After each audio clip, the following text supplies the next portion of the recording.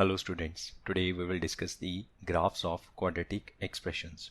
So दो तरह का ग्राफ हम प्लॉट करेंगे, एक अपवर्ड पैराबोला और एक डाउनवर्ड पैराबोला. सो जो जनरल फॉर्म है क्वाड्रेटिक फंक्शन की, जिसको हम बोलते हैं y और fx is equals to, let us say हमने इसको कहा y इज इक्वल टू, ठीक है, y is equal to ax square plus bx plus c. So what is a in this case? पहली बात तो ये है कि a जो है ज़ीरो नहीं होना चाहिए, क्योंकि अगर a खुद ही ज़ीरो हो गया तो वो क्वाड्रेटिक एक्सप्रेशन नहीं रहेगा. और a को हम क्या कहते हैं? This is called a leading coefficient. ठीक है, ये बात लीडिंग कोफिशिएंट, जो पॉलिनोमियल में सबसे बड़ी डिग्री वाली टर्म है उसका जो कोफिशिएंट है that is called a leading coefficient. अब लीडिंग कोफिशिएंट पे डिपेंड करेगा. अगर लीडिंग कोफिशिएंट पॉजिटिव है तो ग्राफ अपवर्ड बनेगा, नेगेटिव है तो डाउनवर्ड बनेगा. So if this coefficient is positive, parabola is upward. If this coefficient is negative, then parabola is downwards. पहली बात तो ये हो गई, क्लियर. अच्छा, फिर उसके बाद जो अपवर्ड पैराबोला है, आप सोच सकते हैं कि अपवर्ड पैराबोला मैक्सिमम से मैक्सिमम क्या अचीव करेगा? इन्फिनिटी डज नॉट एग्जिस्ट, क्योंकि जो पैराबोला ऊपर की तरफ जाएगा वो वाई एक्सिस का कितना पार्ट कवर करेगा? वाई एक्सिस को तो वो इन्फिनिटी तक कवर करेगा, लेकिन नीचे से जहाँ से वो टर्न ले लेगा that will be the minimum value. तो इसमें से एक तो हम वर्टेक्स के कोऑर्डिनेट्स फाइंड आउट कर सकते हैं. वर्टेक्स के कोऑर्डिनेट्स -p/2a, -t/4a. और हम क्या कैलकुलेट कर सकते हैं इसमें? Range of the function. So range of the function is -t/, चलो इसको हम दो पार्ट्स में ब्रेक कर लेते हैं. वर्टेक्स चाहे अपवर्ड है चाहे डाउनवर्ड है, दोनों के लिए फॉर्मूला सेम है. तो हम बात करते हैं अपवर्ड पैराबोला की. Upward parabola will look like this, something like this, ठीक है. वो एक्स एक्सिस को टच करे या बिल्कुल इंटरसेक्ट ना करे या दो जगह पे करे, उससे हमें कोई लेना देना नहीं है. मान लो हमने एक्स एक्सिस हटा दिया, हमने सिर्फ वाई एक्सिस पे फोकस किया, तो वाई एक्सिस का जो मिनिमम पार्ट है, वाई एक्सिस पे मिनिमम से मिनिमम उसने कितनी वैल्यू कवर की उसके वर्टेक्स पे डिपेंड करेगा. तो इसका वर्टेक्स कहाँ पे है? लेट अस से कि पैराबोला इस तरह से है, तो जहाँ पे इसका वर्टेक्स है वहाँ पे मिनिमम वैल्यू आएगी, this will B F minimum. और अब इस वैल्यू के बाद वाई एक्सिस की सारी वैल्यू अचीवेबल है, तो मैक्सिमम क्या है? Does not exist. And what is this minimum? Vertex का जो वाई कोऑर्डिनेट है that is the minimum value, और वर्टेक्स का वाई कोऑर्डिनेट क्या है? -t/4a. So range of the function is -t/4a, infinity. That means f minimum exists, which is -t/4a, and f maximum is equal to does not exist, or you can say infinity. Then downward parabola will be like this.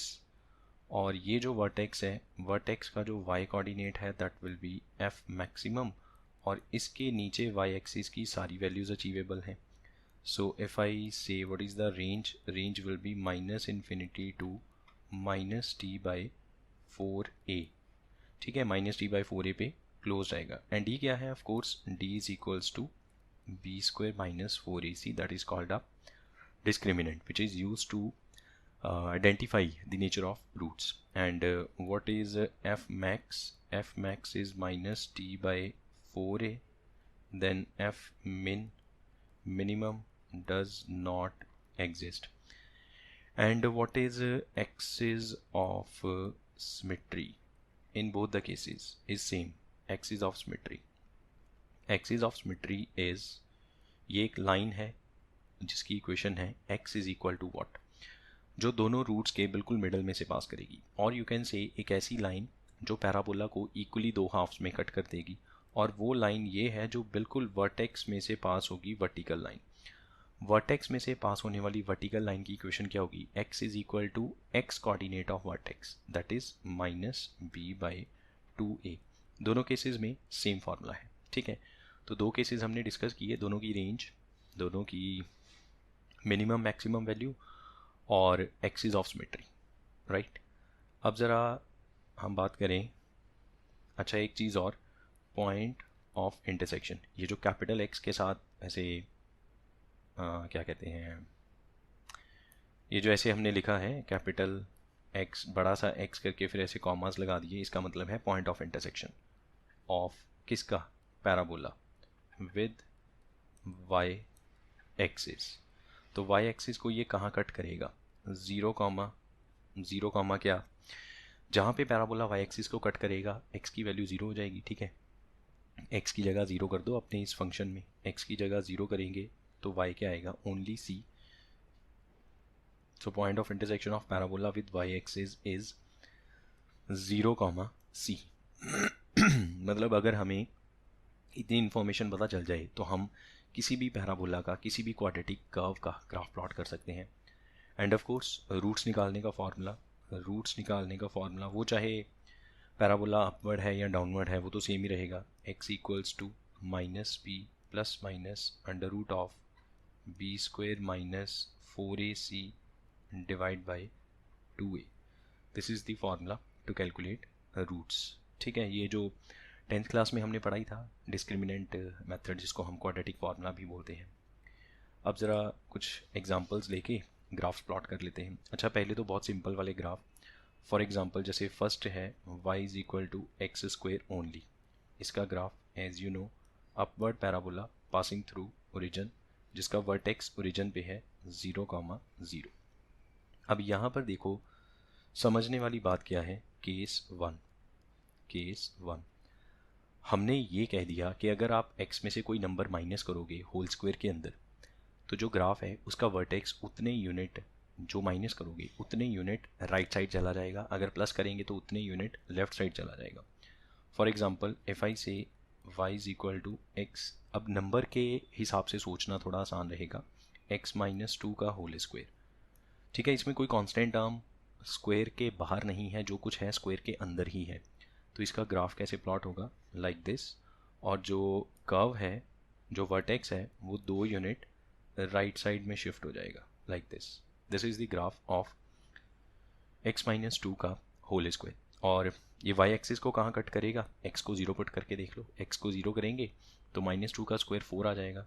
तो अगर हम इस curve को थोड़ा और आगे extend करें और आपसे पूछा जाए what is the point of intersection, this is 0, 4, तो ये पैराबोला ऐसे नज़र आएगा आपको, ठीक है। Now case 2, if I say y is equal to x plus 3 whole square. अब हमने क्या किया, होल स्क्वायर के अंदर +3 कर दिया। तो ऐसा करने से क्या होगा, जो ग्राफ है वो 3 यूनिट लेफ़्ट साइड की तरफ आ जाएगा, 3 यूनिट यहाँ पे। अब इसका वर्टेक्स ऐसे होगा, मतलब ये तो कुछ ज़्यादा ही वाइड हो गया, graph will look like this. ये है पैराबोला जिसका वर्टेक्स कहाँ पे आ गया, -3, 0 पे। तो अभी हमने कौन सा केस डिस्कस किया, एक ऐसा केस हमने डिस्कस किया जिसमें सब कुछ होल स्क्वायर के अंदर है, होल स्क्वायर से बाहर कुछ नहीं है, कांस्टेंट टर्म अलग से कोई नहीं है।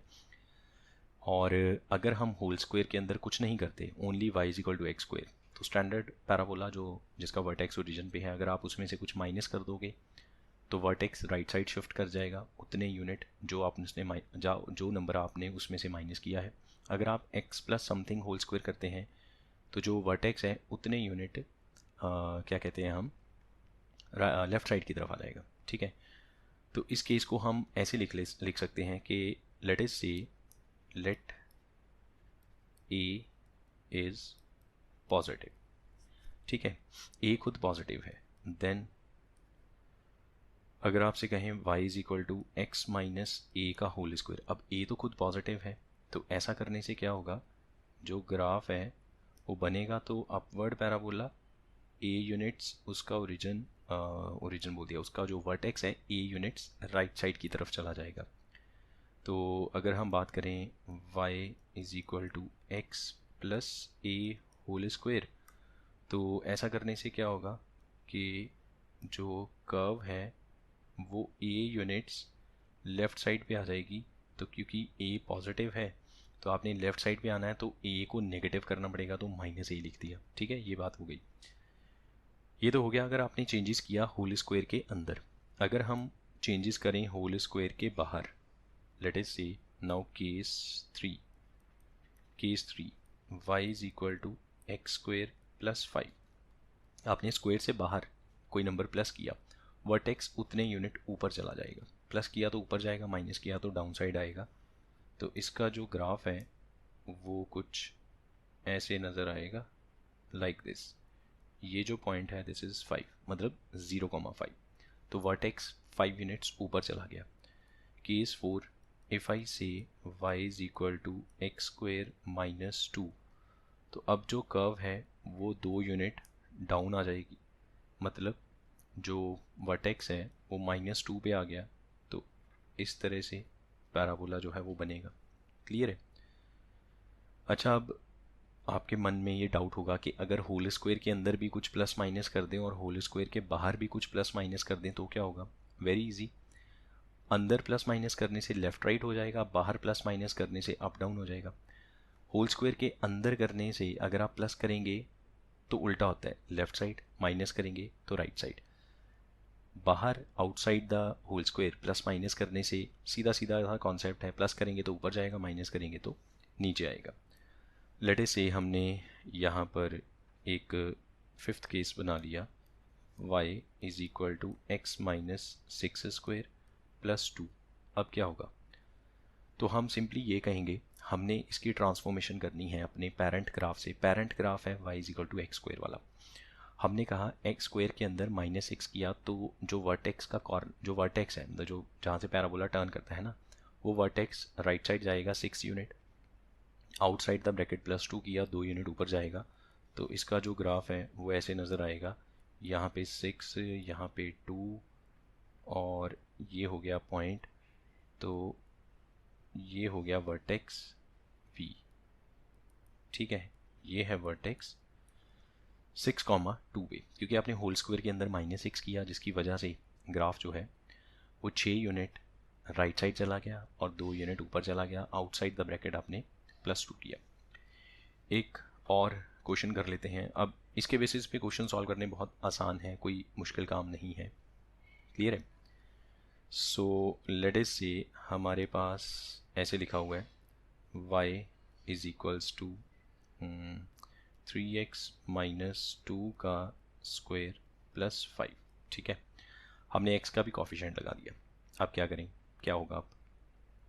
अब वर्टेक्स कहाँ जाएगा? ठीक है, चलो ऐसा करते हैं, अभी इसमें से ना +5 हटा देते हैं, पहले थोड़ा सिंपल एग्जांपल कर लें। तो अब वर्टेक्स कहाँ जाएगा? तो हमने क्या कहा, ये जो अंदर वाली ब्रैकेट है, ब्रैकेट के अंदर वाली टर्म है, सॉरी अंदर वाली ब्रैकेट नहीं, ब्रैकेट के अंदर वाली टर्म है, इसको 0 पुट करो। तो 3x माइनस 2 को 0 करके देखो x की वैल्यू क्या आएगी, 2/3।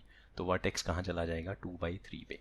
ठीक है, इसमें कोई आउटसाइड द ब्रैकेट तो कोई कांस्टेंट है नहीं है, तो ऊपर नीचे का सवाल तो पैदा होता ही नहीं, लेफ्ट राइट ट्रांसलेट होगा बस। तो ओरिजिन से हट के कोऑर्डिनेट कहाँ पहुँच जाएगा वर्टेक्स का? 2,3 पे। सही है। अब जो हमने पहला केस लिखा था जिसमें हमने +5 भी लिखा था, ऐसा करने से क्या होगा? वर्टेक्स 5 यूनिट ऊपर चला जाएगा। तो अब जो नया ग्राफ बनेगा वो कुछ ऐसे नज़र आएगा, यहाँ पे 5, यहाँ पे 2/3, ये पॉइंट है और ये ग्राफ बन गया। ठीक है, ये वर्टेक्स हो गया 2/3,5। क्लियर है जी? तो अगर एक क्वेश्चन लिखते हैं यहाँ पे, लेट अस से हमें ऐसे गिवन है y is equal to 3x minus 5 square minus 2। क्या करें, इसका ग्राफ कैसे प्लॉट करें अगर हमें इसका ग्राफ प्लॉट करना है? अच्छा, ग्राफ प्लॉट करने से हमें कुछ चीज़ें तो साफ साफ नज़र आ जाएंगी कि इसकी रूट्स एग्जिस्ट करती हैं या नहीं करती हैं। यू कैन सी कि जो पहले हमने क्वेश्चन सॉल्व किया उसमें अगर +5 ना करें तो जो पैराबोला है x एक्सिस को टच करके जाएगा, मतलब इसकी रूट्स इक्वल है। और अगर +5 कर दें तो वो तो x एक्सिस को टच ही नहीं करेगा, नो रियल रूट्स, क्योंकि रियलिटी में तो x एक्सिस को टच किया ही नहीं। अब इस केस में देखो क्या होगा, सबसे पहले अंदर वाला जो ब्रैकेट के अंदर लिखा हुआ है उसको 0 करेंगे तो x की वैल्यू 5/3 आएगी। तो जो वर्टेक्स है वो 5/3 यूनिट राइट साइड चला गया, -2 करने से डाउन साइड आ गया। तो इसका ग्राफ कैसा नज़र आएगा, यहाँ पे 5/3 और डाउन साइड -2, ठीक है। ये हो गया वर्टेक्स, यहाँ से अपवर्ड पैराबोला बनेगा। दिस इज 5/3 कॉमा -2, ये पॉइंट हो गया, ठीक है। आई होप दिस इज क्लियर। ये वर्टेक्स हो गया इसका। तो जो काम हमने अच्छा, अगर ब्रैकेट के अंदर हमने दोनों एग्जांपल में माइनस किया ना, चलो एक प्लस वाली एग्जांपल कर लेते हैं। लेट अस से क्वेश्चन है y is equal to 4x plus 7 square plus 5, let us say. तो अब क्या होगा, +5 की जगह -1 कर लें, ठीक है। अब क्या होगा, ब्रैकेट के अंदर क्या लिखा होगा, 4x प्लस 7, उसको कर लो आप 0। तो 0 करने से x की वैल्यू -7/4, -7/4 यूनिट्स लेफ्ट साइड चले जाओ, मतलब साफ ही पता चल रहा है -7/4 लेफ्ट साइड जाना है, और -1 यूनिट डाउन आ जाओ, 1 यूनिट डाउन आ जाओ, तो ग्राफ कुछ ऐसे नज़र आएगा, -7/4 यहाँ पे और -1 यहाँ पे। सो इस तरह से पैराबोला बन गया, और इसका वर्टेक्स कहाँ पे आया, -7/4 कॉमा -1 पे। क्लियर। अब जो काम हमने अपवर्ड पैराबोला के लिए किया, वही काम हम डाउनवर्ड पैराबोला के लिए कर लेते हैं। तो जो सेकेंड टाइप है, type 2, that is y is equal to -x²। और इसका स्टैंडर्ड ग्राफ कैसे बनता है, ये पेरेंट फंक्शन है, जो कुछ भी चेंज होगा इसी में ही होगा, और इसका ग्राफ ऐसे बनेगा, ठीक है। इसका वर्टेक्स कहाँ पे है, 0,0 पे। नाउ फर्स्ट पॉइंट, अगर हम कहें माइनस, अब यहाँ पे x² है, x की जगह हमने लिख दिया x + 2²। तो जो काम हमने अपवर्ड के लिए किया वही काम अब डाउनवर्ड के लिए करेंगे। हमने x + 2 किया, इसको अगर 0 के इक्वल करें तो x की वैल्यू -2 आएगी, वर्टेक्स -2 पे पहुँच जाएगा। Outside the bracket plus minus कुछ नहीं है, तो वर्टिकली वर्टेक्स ऊपर नीचे नहीं जाएगा, हॉरिजॉन्टली सिर्फ शिफ्ट होगा। तो इसमें हॉरिजॉन्टल शिफ्ट होगा, -2 पे आ जाएगा वर्टेक्स, यहाँ पे -2, और रहेगा डाउनवर्ड, क्योंकि अगर हम इसको सिंप्लीफाई करें ओपन करके तो x² वाली टर्म नेगेटिव आएगी, इसलिए ये डाउनवर्ड पैराबोला है। वैसे ही पता चल रहा है x + समथिंग होल स्क्वायर के आगे अगर माइनस लगा हुआ है तो वो कौन सा पैराबोला है, डाउनवर्ड।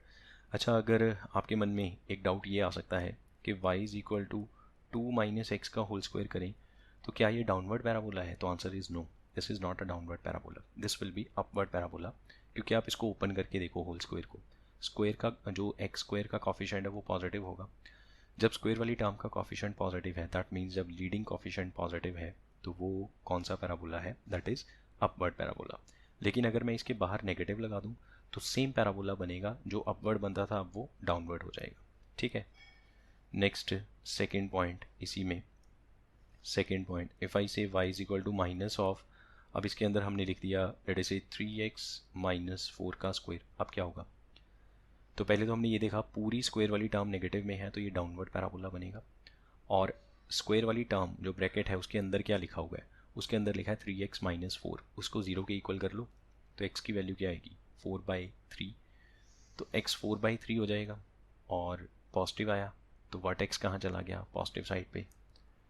तो इसका जो ग्राफ है 4/3 यहाँ पे होगा, ये ऐसे बनेगा इसका ग्राफ, ठीक है।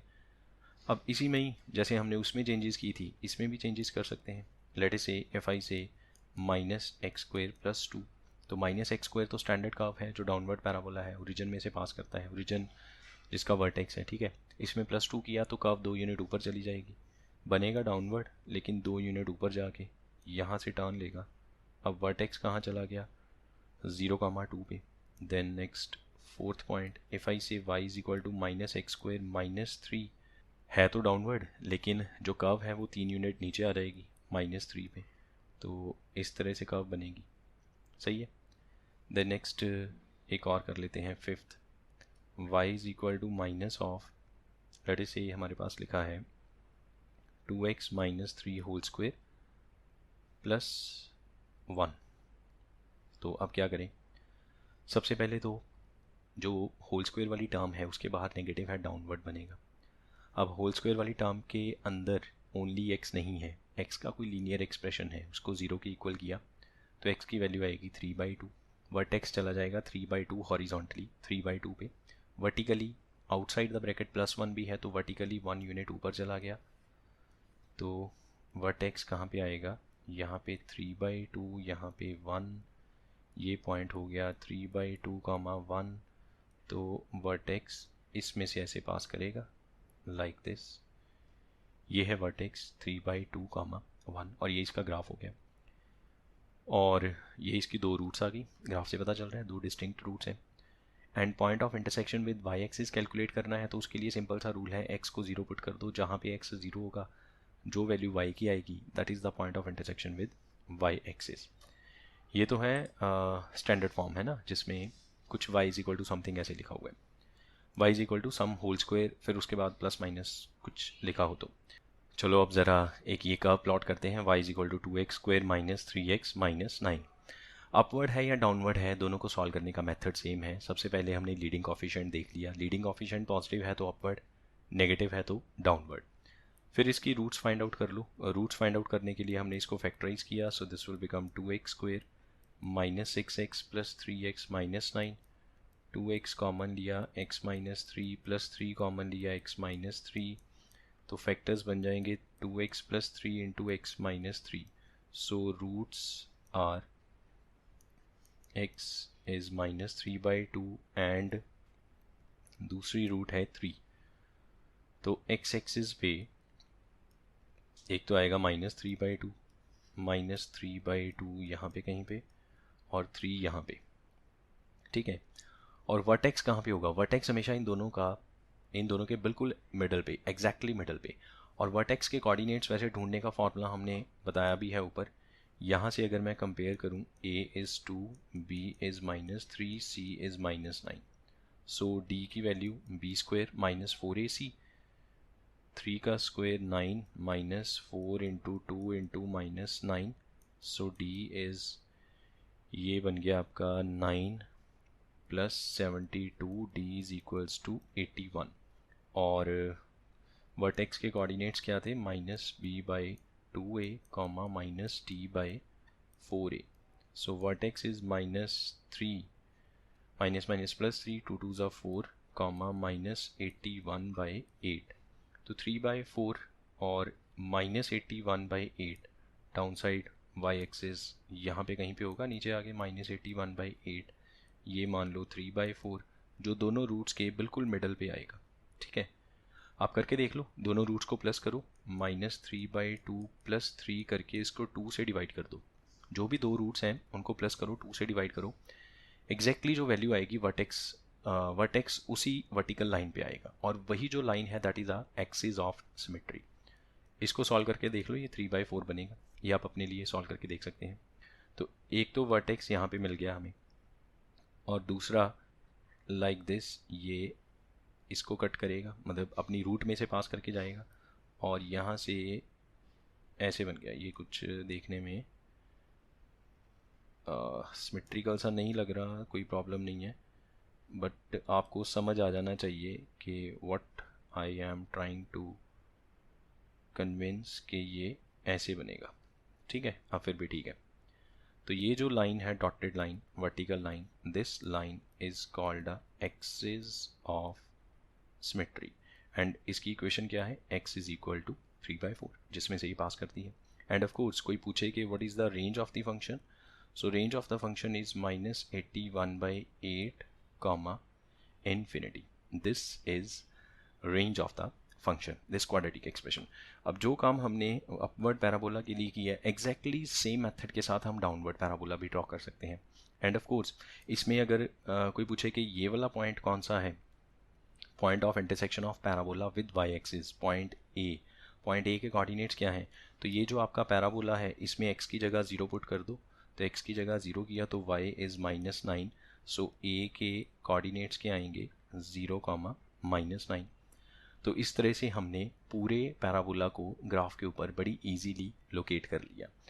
अब कुछ डिफरेंट डिफरेंट एग्जांपल्स हैं, आप कोई भी बुक उठाओ, उसमें से कोई भी क्वाड्रेटिक एक्सप्रेशन उठा के उसका ग्राफ प्लॉट करना शुरू कर दो। ये तो बेसिक आइडिया है कि how to draw graph of quadratic expressions. ये हमें कहाँ हेल्पफुल होगा, जब हम कुछ क्वाड्रेटिक एक्सप्रेशंस के क्वेश्चन सॉल्व करेंगे, या फिर हमें कुछ मैक्सिमा मिनिमा के क्वेश्चन सॉल्व करने हैं, या फिर फंक्शंस वाले क्वेश्चंस जिसमें हमने रेंज वगैरह फाइंड आउट करनी है, उसमें हमें ये हेल्पफुल रहेगा।